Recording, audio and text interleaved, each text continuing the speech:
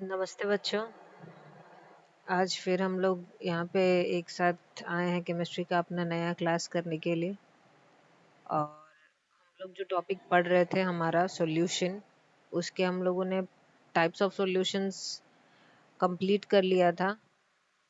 अब हमें उसी सॉल्यूशन के टॉपिक में आगे बढ़ना है और उसके अलग अलग जो चीज़ें बची हुई हैं उनको पढ़ना है। तो मोस्ट प्रोबेबली आज हमारा ये टॉपिक सॉल्यूशंस ख़त्म हो जाएगा। देखते हैं। हमारा जो नेक्स्ट टॉपिक है वो है सैचुरेटेड एंड अनसैचुरेटेड सॉल्यूशन। ये टाइप्स है सॉल्यूशन का, काइंड्स हम लोग बोल सकते हैं। अगर टाइप्स हम लोग पहले पढ़ चुके हैं तो अलग अलग टाइप का सॉल्यूशन होता है। उसी में है saturated and unsaturated solution. Saturated solution बोलते किसको है? A solution become saturated. एक सॉल्यूशन सैचुरेटेड हो जाता है कब? If the solute start separating at the bottom of the container in which the solution is being prepared at a given temperature। एक given temperature, certain temperature पे जब solute particles जो है वो सॉल्यूशन से नीचे बैठना स्टार्ट हो जाता है तो हम लोग उसे बोलते हैं सैचुरेटेड सॉल्यूशन। अब यहाँ पे नोटिस करने वाला बात है कि सोल्यूट और सॉल्वेंट जब मिलता है तभी सॉल्यूशन बनता है। ठीक, हम लोग ये भी अभी होमोजीनियस हम लोग मिक्स पढ़ रहे हैं, होमोजीनियस चीज़ों के बारे में, क्योंकि हम लोग मिक्सचर का जो फर्स्ट टाइप है होमोजीनियस मिक्सचर उसी को पढ़ रहे हैं और उसमें हम लोग सॉल्यूशंस को पढ़ रहे हैं।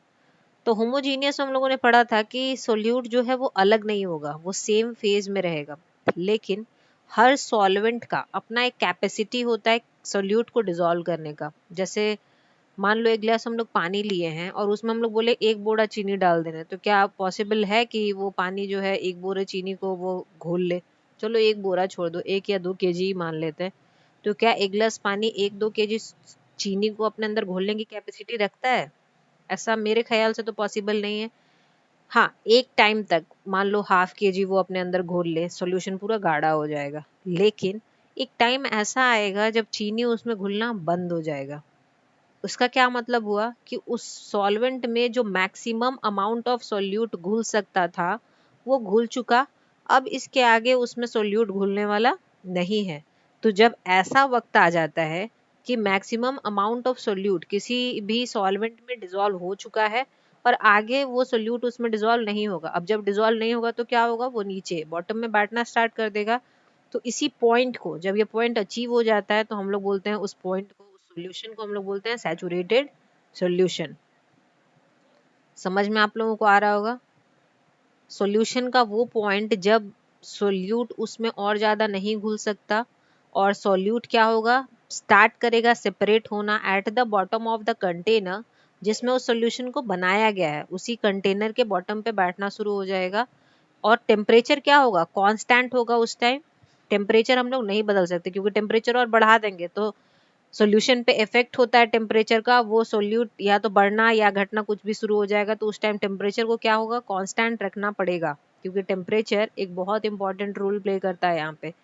तो अगर एक कांस्टेंट टेम्परेचर पे ये काम किया जाए तो उस सॉल्यूशन को हम लोग बोलेंगे सैचुरेटेड सॉल्यूशन। कुछ पॉइंट्स इससे रिलेटेड है, देख लेते हैं। A saturated solution has the maximum amount of solute dissolved in it at a given temperature। तो अब सैचुरेटेड सॉल्यूशन हम लोग उस सॉल्यूशन को भी बोल सकते हैं जिसमें मैक्सिमम अमाउंट प्रेजेंट है किसका?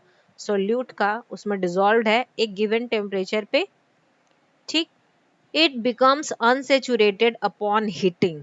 अगर हम लोग टेम्परेचर बढ़ा दे, हीट करना मतलब टेम्परेचर बढ़ाना, तो फिर से क्या होगा? वो घुलना शुरू हो जाएगा। और जब घुलना शुरू हो जाएगा तो फिर से वो क्या हो जाएगा? अनसेचुरेटेड हो जाएगा। ठीक, तो अगर किसी सैचुरेटेड सॉल्यूशन को अनसेचुरेटेड करना है तो हमें क्या करना पड़ेगा? हीटिंग करना पड़ता है। और दूसरा देखते हैं, it become super saturated upon cooling. अगर हम लोग टेम्परेचर घटा दे, ठंडा कर दे, तो वो सुपर सेचुरेटेड हो जाता है, मतलब कि फर्दर उसमें कोई भी सोल्यूट डिसॉल्व नहीं हो सकता। तो इन दोनों छोटे छोटे पॉइंट्स को आपको याद रखना पड़ेगा। मेनली हमें जानना है सेचुरेटेड सॉल्यूशन बोलते किसको हैं। तो वो सॉल्यूशन जब सोल्यूट फर्दर डिसॉल्व नहीं हो सकता किसी भी सॉल्वेंट में और वो स्टार्ट कर देता है कंटेनर के बॉटम पे बैठना एट अ गिवन टेम्परेचर, तो हम लोग उस सॉल्यूशन को क्या बोलते हैं? Saturated solution. नेक्स्ट टॉपिक हम लोग अपना देखते हैं। अब हमें पढ़ना है सॉल्यूशन के प्रॉपर्टीज को, कि क्या क्या प्रॉपर्टी होते हैं सॉल्यूशन के। तो सबसे पहला है a solution is homogeneous in nature. Solution जो होता है होमोजीनियस होता है, एक फेज में होता है, इसके अलग अलग बाउंड्रीज सॉल्यूशन के अंदर नहीं दिखते। ठीक। All the components in a solution are present in the same phase. चाहे हम लोग सॉलिड को लिक्विड में डालें, लिक्विड को लिक्विड में डालें, गैसेस को गैसेस में डालें, वो अलग अलग ना दिख के सब क्या है, एक ही फेज में दिखेंगे, अलग अलग वो नहीं दिखते। जैसे हम लोग चीनी और पानी को घोलते हैं, चीनी क्या है, सॉलिड है, पानी लिक्विड है, लेकिन दोनों मिलके क्या हो जाता है, लिक्विड बन जाता है, सेम फेज में आ जाता है। तो ऐसा ही सॉल्यूशन का प्रॉपर्टी है कि जितनी भी चीजें हैं मिलके, वो चाहे जो भी फेज हो, ऐसा हम नहीं बोल रहे कि सिर्फ लिक्विड ही बनेगा, गैसेस गैसेस से मिलके गैसेस बना देता है, सॉलिड में भी ये चीज होता है। तो दो चीजें मिलके एक फेज में आ जाएंगी, ये सॉल्यूशन का प्रॉपर्टी होता है, मतलब जो रिजल्टेंट सॉल्यूशन है वो सेम फेज में ही रहेगा। तीसरा है the size of solute particles in a solution is very small. जो भी सॉल्यूशन हम लोग बनाते हैं उसमें जो सोल्यूट पार्टिकल का साइज होता है, क्योंकि वो सॉल्वेंट में कहाँ घुलता है, जो उसमें स्पेसेस मॉलिक्यूल्स के बीच स्पेसेस प्रेजेंट है उसी में जाके घुल जाता है। तो इसका जो पार्टिकल का साइज होता है सोल्यूट के पार्टिकल का, वो बहुत छोटा होता है, और उसे हम लोग अपने नेकेड आईज से, मतलब बिना माइक्रोस्कोप के, हम लोग नहीं देख सकते। तो particles of a solution can not be seen bye naked eyes. चूंकि पार्टिकल्स घुल गए हैं, बहुत छोटे छोटे हैं, तो इन्हें हम लोग नेकेड आईज से नहीं देख सकते। और पांचवा है the constituents of a solution can be separated by physical method. एक सॉल्यूशन जब हम लोग बनाते हैं तो इसके जो पार्टिकल्स हैं, मतलब सोल्यूट और सॉल्वेंट को हम लोग फिजिकल मेथड से अलग कर सकते हैं। फिजिकल मेथड क्या होता है, इवेपोरेशन, बॉइलिंग, और भी क्या, सेडिमेंटेशन, डिकैंटेशन, फिल्टरेशन, ये सारे फिजिकल मेथड होते हैं जिसमें केमिकल कोई चीज नहीं हो रहा। तो इन सारे फिजिकल मेथड से हम लोग इनको अलग कर सकते हैं। तो ये सारे प्रॉपर्टीज हैं सॉल्यूशन के। ये आपको कैरेक्टरिस्टिक्स ऑफ सॉल्यूशन में भी काम में आ जाएंगे, तो आप प्लीज इसे ध्यान में रखिएगा। नेक्स्ट हम लोग देखते हैं, नेक्स्ट टॉपिक है हमारा कंसंट्रेशन ऑफ सॉल्यूशन। बोलते किसको है देख लेते हैं। The relative amount of the solute and solvent in the solution either by mass और by volume represent the concentration of a solution. Concentration मतलब होता है किसी भी चीज, अमाउंट सोल्यूट का सॉल्वेंट में बढ़ता चला जाना, या टोटल सॉल्यूशन में बोल सकते हैं बढ़ते जाना, उसको हम लोग बोलते हैं कंसंट्रेशन। तो अमाउंट ऑफ सोल्यूट या सॉल्वेंट सॉल्यूशन में अगर प्रेजेंट हो, चाहे मास के पार्ट्स में प्रेजेंट हो या वॉल्यूम के पार्ट्स में प्रेजेंट हो, तो इसी को हम लोग रिप्रेजेंटेशन बोलते हैं, किसका, कंसंट्रेशन का। अब देखते हैं हम लोग इसको एक्सप्रेस कैसे करते हैं। The concentration of a solution is expressed as the amount of solute present in a given amount of the solvent or solution। अगर amount of solute by amount of solvent या solution करें हम लोग, तो उससे हम लोग का कंसंट्रेशन क्या होता है, निकल जाता है। ये जनरली एक्सप्रेस किया जाता है या तो मास के टर्म्स में, मतलब मास बाय मास परसेंट, या वॉल्यूम बाय वॉल्यूम परसेंट के टर्म्स में। रिप्रेजेंटेशन देखते हैं तभी हमारा ज़्यादा क्लियर होगा, क्योंकि ऐसे डिफिनेशन से आप लोग को ज़्यादा अच्छा समझ में नहीं आएगा। देखते हैं रिप्रेजेंटेशन इसका। हम लोग पहला वे देखते हैं एक्सप्रेस करने का, जिसको हम लोग बोलते हैं मास बाय मास परसेंट। अगर इस सॉल्यूट का मास दिया है, सॉल्वेंट का मास दिया है, और अगर हमें कंसंट्रेशन निकालने के लिए बोल रहा है, तो हम लोग कैसे निकालेंगे इसे हम देखेंगे। इसे हम लोग डिफाइन कैसे करेंगे। The number of parts, the number of parts bye mass of one component. One component कुछ भी हो सकता है, सोल्यूट हो सकता है या सॉल्वेंट हो सकता है, क्योंकि कंसंट्रेशन हम लोग किसी का भी निकाल सकते हैं, सोल्यूट का भी या सॉल्वेंट का भी, पर 100 parts of the mass of solution. किससे कंपेयर करेंगे, जो टोटल सॉल्यूशन है उसी से कंपेयर करेंगे। तो इसे हम बोलते हैं क्या, मास बाय मास परसेंट। देखते हैं, अगर मान लीजिए कोई सॉल्यूशन बना हुआ है ए और बी को मिला के। ए और बी दो कंपोनेंट है किसी भी सॉल्यूशन का, बाइनरी मतलब कॉम्बिनेशन ऑफ सॉल्यूशन। तो अगर हमें मास परसेंट निकालना है ए का, तो हमें क्या करना पड़ेगा, ये हम मास बाय मास परसेंट निकाल रहे हैं, तो डब्ल्यू, डब्ल्यू यहाँ रिप्रेजेंट करता है किसको, वेट को। मास वेट लगभग एक चीजें होती है। तो डब्ल्यू ए मतलब weight of A by solution का वेट हमें चाहिए। ठीक, तो सॉल्यूशन किसको मिला के बनेगा, ए और बी दोनों मिला के सॉल्यूशन बनेगा। तो weight of A plus weight of B percent है तो मल्टीप्लाइड बाय 100। समझ में आ रहा है? WA मतलब मास ऑफ सोल्यूट या सॉल्वेंट, जो भी A हमारा जो भी कंपोनेंट हो, bye mass of solution into 100। ठीक है। अगर हमें मास परसेंट निकालना है B का, तो यहाँ वेट ऑफ B ले लेंगे। B हमारा कुछ भी हो सकता है, कोई सा भी component, by weight of solution into 100।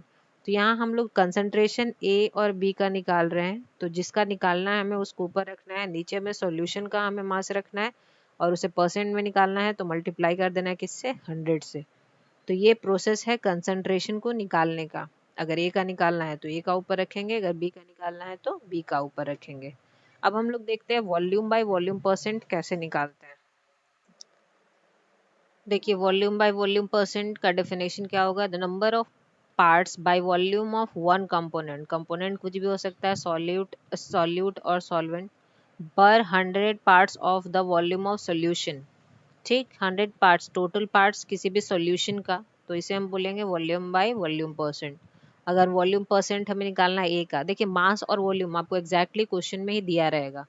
अगर वो ग्राम में दिया हुआ है तो आपके लिए मास दिया हुआ है, किसमें मतलब केजी में दिया हुआ है या ग्राम में दिया हुआ तो मास दिया हुआ है, अगर मिलीलीटर या लीटर में दिया हुआ तो आपको वॉल्यूम दिया हुआ है। तो ये आपको क्वेश्चन से ही समझ में आ जाएगा कि आपको निकालना क्या है, उतना कंफ्यूजिंग ये रहता नहीं है। बस हमें फॉर्मूला याद रखना है। वॉल्यूम परसेंट ए का निकालना होगा, ए का वॉल्यूम ऊपर रखेंगे by volume of solution multiplied by 100।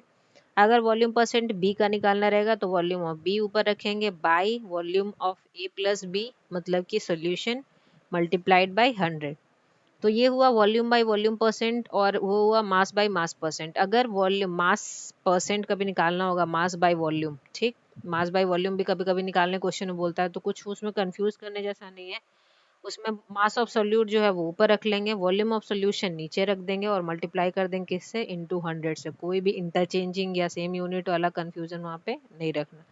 Mass of solute ऊपर बाय वॉल्यूम ऑफ सोल्यूशन नीचे इनटू 100। अब हम लोग क्वेश्चन देखते हैं, तो क्वेश्चन के हेल्प से हम लोग इसे ज़्यादा बेटर अच्छे से समझ पाएंगे। तो हम लोग क्वेश्चंस देखते हैं। यहाँ देखिए क्वेश्चन दिया हुआ है, a solution has been prepared. एक सॉल्यूशन बनाया गया है किससे? बाय डिसॉल्विंग, डिसॉल्व किया गया है 5 gram of urea. 5 gram urea dissolve किया गया है किसमें? 95 ग्राम ऑफ वाटर में। 5 ग्राम यूरिया को 95 ग्राम पानी में डिसॉल्व करके सॉल्यूशन बना दिया गया है। अब हमें क्वेश्चन पूछ रहा है what is the mass percent of urea in the solution. हमें निकालना किसका? यूरिया का। ध्यान दीजिएगा, अगर इसे हम ए मानते हैं तो ए, अगर सॉल्यूट मानते हैं तो सॉल्यूट। तो हमें सबसे पहले गिवन लिख देना है। गिवन क्या क्या दिया हुआ है? मास ऑफ सॉल्यूट हमें दिया हुआ है जो कि हमारा क्या है? यूरिया। ठीक, 5 ग्राम। मास ऑफ सॉल्वेंट कितना दिया हुआ है? 95 ग्राम। अब हमें मास परसेंट निकालना है, तो हम लोग फॉर्मूला लिख देंगे, mass of solute by mass of solution into 100। Solute का मास हमें कितना दिया हुआ है? 5 ग्राम। सॉल्यूशन मतलब सोल्यूट प्लस सॉल्वेंट कितना हो जाएगा? 95 plus 5 is equal to 100 multiplied by 100। Gram से ग्राम कैंसिल हो गया, 100 से 100 कैंसिल हो गया। चूंकि हम मास परसेंट निकाल रहे थे तो हमारा आंसर कितना हो गया? 5%। तो यूरिया का मास परसेंट कितना है? पूरे सॉल्यूशन में 5% इसमें यूरिया है। ठीक, अगर यही हमें मास परसेंट निकालने बोलता पानी का, वाटर का, तो हम क्या करते हैं? पानी का जो मास है इसको ऊपर रख देते, मतलब 95 को ऊपर रख देते बाई 100 इंटू 100। ठीक, अब जरूरी नहीं है कि आपको हमेशा यहाँ पे 100 आए, ये कुछ भी आ सकता है। 100 100 था, कैंसिल हो गया, आसानी से बन गया। हमेशा ऐसा आपके लिए नहीं होगा। अब कुछ क्वेश्चंस आप लोगों के लिए है, आप लोग इसे बनाइएगा, देख लेते हैं। आप लोग क्वेश्चंस देखिए। पहला है calculate the masses of sugar cane या केन सुगर एंड वाटर। यहाँ मास निकालना है दोनों का, सोल्यूट का भी और सॉल्वेंट का भी। टू प्रिपेयर 250 ग्राम ऑफ, मतलब कि आपको सॉल्यूशन का मास दिया हुआ है of 25% solution of cane sugar, मतलब टोटल परसेंटेज में केन सुगर का कितना दिया हुआ है? 25%। मतलब मास परसेंट आपको दिया हुआ है, मास ऑफ सॉल्यूशन आपको दिया हुआ है, आपको निकालना है मास ऑफ सॉल्यूट। और मास ऑफ सॉल्यूट निकल जाएगा तो टोटल से माइनस करके हम लोग मास ऑफ सॉल्वेंट भी निकाल सकते हैं। ठीक, तो क्वेश्चन थोड़ा सा घुमा हुआ है, आप लोग कोशिश कीजिएगा बनाने का, नहीं बना तो फिर हम सॉल्व करेंगे। नेक्स्ट क्वेश्चन है आपको, a solution contains 35 gram of common salt in 300 gram of water. एक सॉल्यूशन है जिसमें कॉमन सॉल्ट मतलब सोल्यूट कितना है 35 ग्राम, और टोटल हमारा सॉल्यूशन नहीं, हमारा सॉल्वेंट कितना है 300 ग्राम। आपको कंसंट्रेशन निकालना है सॉल्यूशन का, ठीक। नेक्स्ट है, a solution contains 5 ml of alcohol, मतलब सोल्यूट का वॉल्यूम कितना दिया हुआ है 5 ml, mixed with 75 ml of water. Solution का वॉल्यूम कितना, सॉरी सॉल्वेंट का वॉल्यूम कितना दिया हुआ है 75 ml, कंसंट्रेशन हमें निकालना है वॉल्यूम परसेंट में। तो ये तीनों क्वेश्चंस आपको बनाना है, आप बनाइएगा। अगर कोई क्वेरी रहा, प्रॉब्लम रहा तो प्लीज़ आस्क मी, हम बता देंगे, इसमें कोई सोचने वाली बात नहीं है। नेक्स्ट एक छोटा सा टॉपिक हमारा बचा हुआ है, उसे देख लेते हैं, उसके बाद हमारा क्या होगा, सॉल्यूशन कंप्लीट हो जाएगा। नेक्स्ट टॉपिक है हमारा solubility of a solute. Solute का किसी भी सॉल्वेंट में सॉल्युबिलिटी को कैसे हम लोग डिफाइन कर सकते हैं, ये देखते हैं। सबसे पहले सॉल्युबिलिटी बोलते किसको है, solubility is the property showing the ability of a given substance, किसी सब्सटेंस का ability which is the solute. यहाँ पे क्या होगा, सब्सटेंस का एबिलिटी, यहाँ पे सॉल्यूट का हम लोग बात करें तो solute to dissolve in a solvent. किसी भी सॉल्यूट का वो कैपेसिटी कि वो अब किसी भी सॉल्वेंट में अपने आप को किस हद तक डिसॉल्व कर सकता है, किस कैपेसिटी तक डिसॉल्व कर सकता है, किस एक्सटेंट तक डिसॉल्व कर सकता है, इसे ही हम क्या बोलते हैं, सॉल्युबिलिटी। तो it is measured in terms of, इसको आखिर डिफाइन कैसे करेंगे, maximum amount of solute dissolved in a solvent at equilibrium. जब दोनों का जो तालमेल हो बराबर, इक्विलिब्रियम क्या बोलते हैं, जब वो बराबर हो जाए, मतलब सॉल्वेंट अब इससे ज्यादा वो नहीं, सोल्यूट जो है अब इससे ज्यादा सॉल्वेंट में डिसॉल्व नहीं हो सकता, तब हम लोग बोलते हैं कि वो इक्विलिब्रियम के फेज में पहुंच गया, मतलब बराबरी के फेज में पहुंच गया है, अब वो ऊपर नीचे नहीं हो सकता। तो जब मैक्सिमम अमाउंट ऑफ सोल्यूट किसी सॉल्वेंट में डिसॉल्व हो जाता है तो उसे हम बोलते हैं सॉल्युबिलिटी, ठीक। The resulting solution is known as saturated solution, और इसके बाद जब सॉल्यूशन जो मिलता है, जब maximum amount of solute dissolve हो जाता है तो उसे ही हम क्या बोलते हैं, सैचुरेटेड सॉल्यूशन, जो कि हम लोग पढ़ चुके हैं। अब दो फैक्टर्स हैं जो सॉल्युबिलिटी को अफेक्ट करते हैं, डिस्टर्ब कर सकते हैं। पहला क्या है, टेम्परेचर, दूसरा है प्रेशर। देखते हैं टेम्परेचर कैसे अफेक्ट करता है। सॉल्युबिलिटी इंक्रीजेज विथ टेम्परेचर, जैसे जैसे हम लोग टेम्परेचर बढ़ाएंगे, किसी भी सब्सटेंस का जो सॉल्युबिलिटी है, कोई भी सॉल्यूट का जो सॉल्युबिलिटी है वो बढ़ता चला जाता है। मान लीजिए कि एक टेम्परेचर हम लोग 100 डिग्री फिक्स कर दिए और उसमें डुबाएं, अब सॉल्यूट नहीं डिसॉल्व हो रहा, अब वो क्या हो गया, प्रेसिप नीचे बैठने लग गया। लेकिन जैसे हम लोग टेम्परेचर बढ़ा देंगे वो क्या होगा, फिर से डिसॉल्व होने लगेगा और कुछ हद तक फिर डिसॉल्व होगा। तो वैसे ही अगर हम लोग टेम्परेचर बढ़ाते जाएं तो सॉल्युबिलिटी क्या होता है, बढ़ता चला जाता है।